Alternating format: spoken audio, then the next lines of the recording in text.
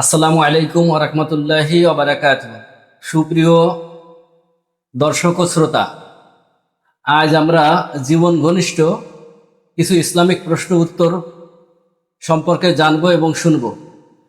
আজকে প্রশ্নের উত্তর করবেন নড়াগাতি থানাধীন নড়াইলের ঐতিহ্যবাহী বড়দিয়া খাদেমুল ইসলাম মাদ্রাসা ও এতিমখানার সুযোগ্য মুহতামিম মুফতি উবাইদুল্লাহ সাহেব।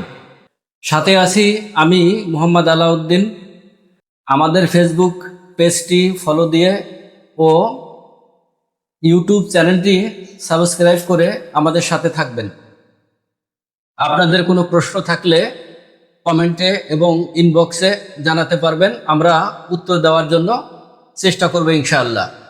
তো এবারে প্রশ্ন হলো, আল্লাহ ছাড়া অন্য কারোর নামে কসম করা করা বা অনেকে অনেক কিছুর কসম করে থাকে, এ ব্যাপারে ইসলামিক মতামত জানতে চাই।